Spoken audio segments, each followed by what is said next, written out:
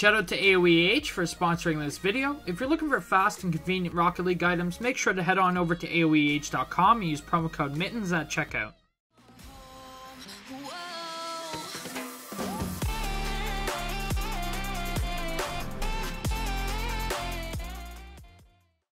Hey, what's going on, guys? I hope you're all having a fantastic Friday. Today we're going to be going over my opinion on the best settings in Rocket League, as well as give you guys some tips on how to optimize your settings.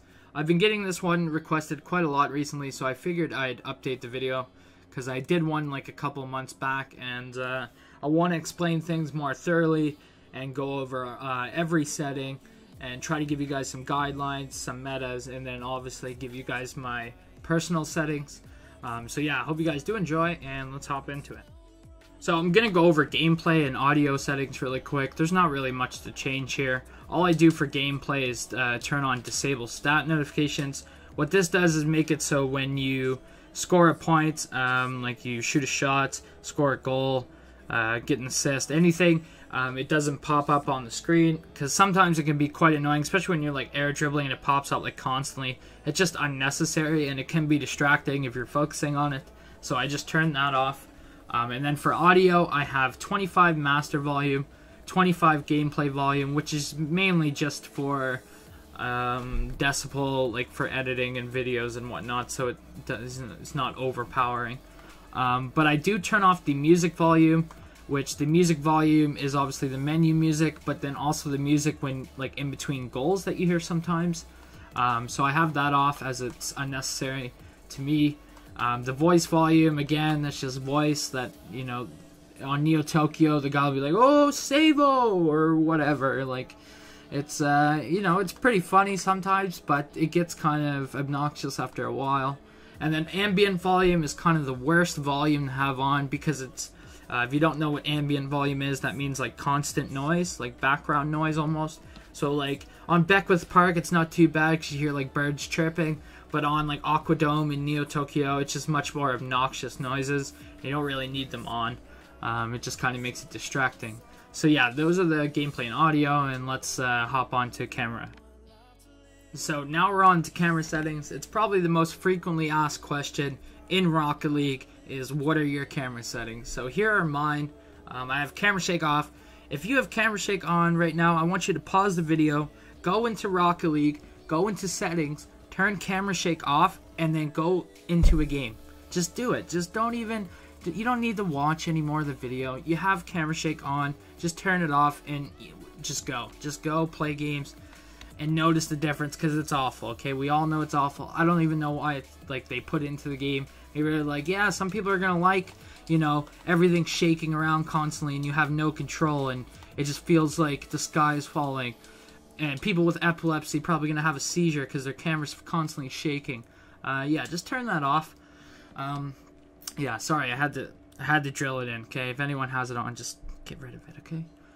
So yeah, field of view, 110. Some people use it a bit lower, but 110 seems to be the meta that people normally use. If you don't know, field of view is how much you can view the field. Pretty straightforward. If you have it low, you can't see very much. Might be better for 1v1s a bit, but it's just nice to be able to see as much as you can of the field. And then the next setting is distance. Now, distance is quite subjective. It's very personal preference which distance you use. I personally use 240. It's a sweet spot right around the middle. Your car feels like it's a bit away from the camera, but not too far where your car feels really small. So I like 240. I think it's a perfect distance for me. 110 height. Height is very important in Rocket League. It can really change the way the game feels. Like, let's say a 140 height, you feel very connected to your car because your car is more at the bottom of the screen. Gives you a weird feel. You can obviously see over the ball. It's very good for dribbling, good for power shots. It's a good 1v1 camera. It kind of does limit your ability in the air because you do see less when on ball camera. When you're on ball camera and you have a high height, the ball's in the air, and it just makes it so it's tougher to be accurate in the air. But if you're used to it, high camera can really be an advantage in a lot of areas, and if you're used to the aerial game of a high camera, then obviously it can make you much better player all around. The next setting is angle. I use -6 angle. Some people use -5, -4, but people tend to switch, stay between -8 and -3. -8 is obviously very high. Here, let me put this back down to 110. -8 is obviously quite high of a slant that you're viewing at, and then -3 is quite low to the ground, more level. I find when you're on -3, some people use this still. It used to be more of a meta back in the day, -3, but I feel like a lot of people have changed that. When the ball's in the air, it feels like very daunting. Like, as you can see, like I can barely see my car anymore when the ball's straight up. So I feel like it makes you feel more small, and Rocket League's a lot about confidence. And when I feel like I'm a small little guy, just, you know, trying to take on the world, I'm not going to play my best. So I use -6 because it does make me feel a bit bigger, I guess you'd say. Makes me, like, you know, it just makes it easier for me to see more. When the ball's in the air, I don't feel like it's so high. But yeah. Now, over to the most important setting. Stiffness is definitely the most important setting. And the reason why I say this is because it changes the way the game feels way more than any other setting. As you can see, this is 0 stiffness. This makes it so the camera is constantly pulsing off of how fast you're going. It's relative to how far away it goes. It makes it very easy to do drift dribbles. Gives you a lot of control with the ball when you have it on top of your car. But it does limit your accuracy quite a bit because it's quite obnoxious. Like, let's say when you flip, your car, like, your camera shakes too much. Like, let's say you're on a dead stop and you flip. You see how much the car is, like, moving around the screen. I don't like that part of it, but for the dribbles, it's very good. I actually used to use 0 stiffness, believe it or not. A lot of people did because that's, like, the default stiffness, so people get used to it. But now I use between 4.5 and 5.5. I like the sweet spot right in the middle. Some people, such as Jet, they use max stiffness. What this does is it makes it really easy to do flicks. Anything where you have to calculate it, very fine precision, like calculations such as power shots off of like a bounce dribble. The reason why it makes it much easier is because the camera doesn't throw off your accuracy at all. It's very consistent because it's constantly at the exact same spot. But then obviously this extreme throws off your accuracy as well. I mean, it depends because this one's very personal preference. Because let's say Jet, he's very accurate, but I feel like the big thing with max stiffness is you lose sight. Like, you would have to use a really far distance, I feel like, maybe like a 300 with max stiffness for it to feel worthwhile to me to use. So maybe I'll try this someday, who knows. But yeah, these are the most important settings: stiffness, height, and field of view. Again, distance and angle, very subjective, personal preference. But yeah, just mess around with your settings. Find something that's comfortable for you. If you feel like when you have a setting, like let's say you try my settings, and you feel like, I feel quite low, or I feel low to the ground, or, I feel like I'm going too fast with, the stiffness being this low, then just tweak it. I developed this setting off of looking at Lichinio's camera setting. I think that's the one that I used to use a lot, was this one, 230, 100, -3, and then 0.7 stiffness with 110 field of view. This was the camera that I used for quite a long time, but then I kind of got over it because it felt way too low to the ground. Once I got to like a higher level of play, and I was playing against better people and the ball is constantly in the air, I felt like it was way too low to the ground. But yeah, the best thing that I can suggest for you to do for camera is just go look at pro camera settings. I think it's, what is it called? Liquipedia? I think it's called Liquipedia. And they have like every Rocket League player's, like pro player's camera or semi, like any known Rocket League player, their camera settings are up there. Well, maybe not known, just pro players, basically. So you go look at their settings, like go look at your favorite pros settings, go and then use that. If you don't like it, tweak it, look at another setting. But, you know, just experiment with it, because eventually you will find a setting that is very comfortable for you, and it'll help you perform. Because, once again, Rocket League is a lot about confidence, and that the more confidence you have, it'll just help you to play at your potential more often. So the only other setting I have off is ball arrow. That's normally checked on. I have that off. All ball arrow does is just when you're on car cam, it has a little arrow as to where the ball is at. I guess I could keep that on, but I just I don't like little things on the screen that are sort of unnecessary to be to have on. But yeah, that's the camera settings. I tried to make it as in-depth as possible. Now let's go over to controls. So for control settings, I get asked a lot, like, what do you have, like 8 fingers? How are you holding B all the time? The reason why it looks like I'm holding B all the time is because I have an Elite controller, an Xbox Elite controller, which uses SCUF technology. I think they bought the rights to the technology from SCUF to use their blueprint. And I have paddles on the back. My B is bound to my back right paddle. So basically I just hold that down the whole time. Like right now you see I'm holding it down. Very efficient to use. Like I can just let go very easily, and it's just way easier. And the reason why I have it bound to my back paddle is because I can use boost on right trigger. So I have like basically the most efficient setup that I could possibly have in terms of boost and driving. So it's super easy for me to jump while I'm boosting. I should say that if you're relatively new and you don't mind changing up a lot of settings, I would change jump to X.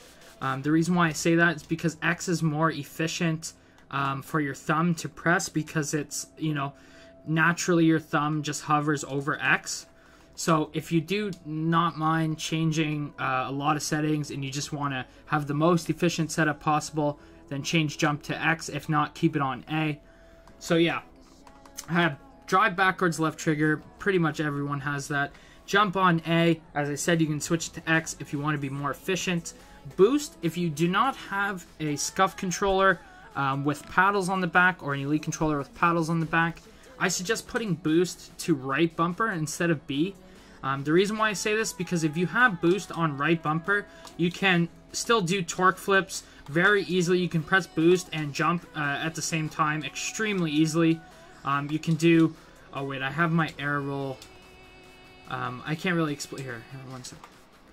Turn, air roll right, air roll left, clear that key binding.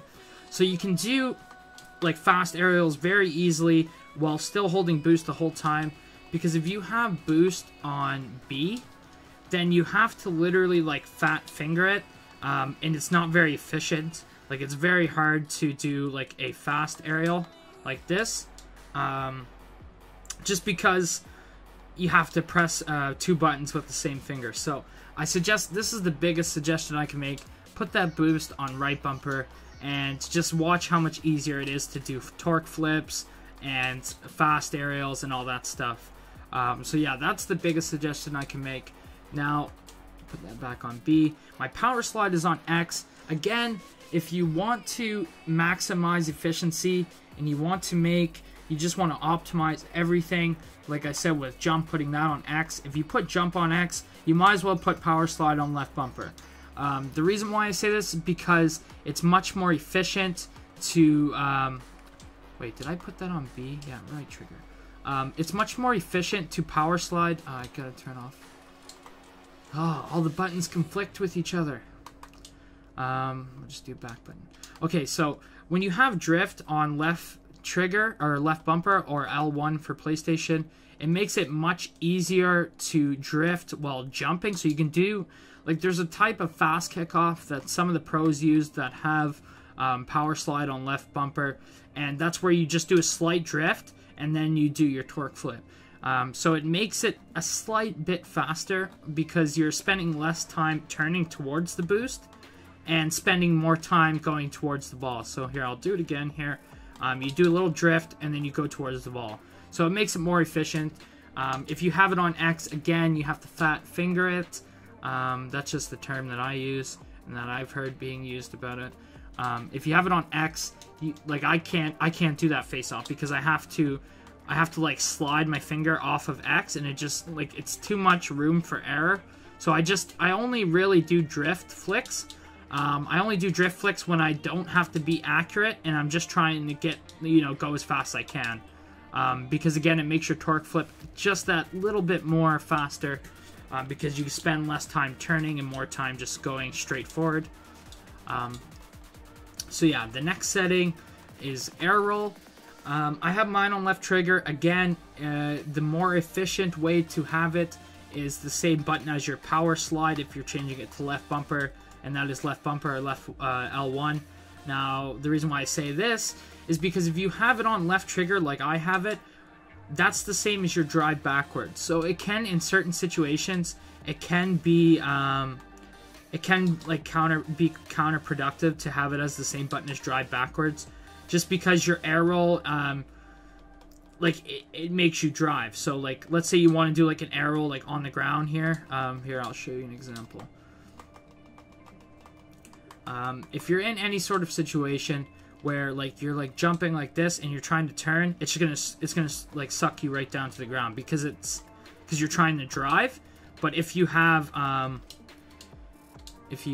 your air roll on left bumper, then you can do this and it won't put you down to the ground. It won't suck you down to the ground. I'm trying to think of other scenarios. Maybe for half flipping, it makes it probably a bit more efficient to half flip, but the difference is very minimal. I like left trigger or L2 much better, just because of the fact that it's more convenient to rest my finger on left trigger because my drive backwards is on left trigger. So when I'm driving, let's say I gotta stop, I can just hold left trigger. Let's say I gotta stop and half flip really quick. I can do that extremely quick because I don't have to move around my fingers. Like if I had to press left bumper, I'd have to like, if I'm driving, stop, jump, and then switch. It's just more, it's more complicated. But like I said, having your air roll on the same button as a drive forwards or backwards, it can cause some problems, but not that much. So really, it's just up to you, rather to have air roll on left trigger or left bumper, L2 or L1. But I suggest taking it off of X because it's just more efficient to have it on something that's easier to press. And yeah, like basically the rest is just scoreboard. Have mine on left bumper. My reset shot, have mine on left bumper. The rest is just, making it so it flows with the rest of your setup. So yeah, the only other thing I could say is turning controller vibration off. Unless you just like the sensation of having constant vibration whenever you're like driving around, you hit the ball, you're having constant vibration. I'd rather have it off just because it feels more natural. You feel like you have more control. It kind of feels the same as camera shake. It just makes it more intense and it's kind of unnecessary. And then also dead zone. I have mine on 0.10. A lot of people, and I mean a lot of people, the majority of pros, the majority of high-level players have theirs on 0.10. Some people will rock like 0.08. Some people will rock like a 0.15. What dead zone does is just make it much more, makes your stick more sensitive, like electronically, to touch. So basically, it just makes you reach the possible maximum velocity quicker when you're turning. And what it does when you turn it all the way down, if you have a really good controller with no stick drift at all, like I know of a couple people that do, and what stick drift is it's basically like every controller kind of has it. Some do, some don't. Like I said, it's when you it's when your stick is a little bit to the right or left. Your stick's just naturally, it just happens over time. There's people that know how to fix it, but it's really complicated and meticulous, and it's not really worth it unless it's like really bad. So if you do have a controller somehow with no stick drift, putting the dead zone down to 0 will obviously make it more much faster and can be more efficient, but I can't use it because my controller has stick drift. The lowest that I can put it that I've tested is 0.8, and it doesn't, like, I can drive forward and it doesn't go left or right. But I use 10 just because, like I said, the majority of pro players use that, and I'm just kind of following in, and it just feels natural to use 0.10 nowadays. So yeah, those are the control settings. Now I'll hop on to video. Video is pretty straightforward. It's completely up to your PC. But here are my settings.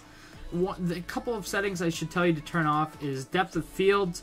All this does is create like a mist around the field, and it's really pointless. It just kind of blurs your vision. I don't really understand why they have it, just to make it more intense, I suppose. Lens flares. This makes your lights, like any lights on the screen, like super obnoxious. As you can see, my boost is like bright orange now.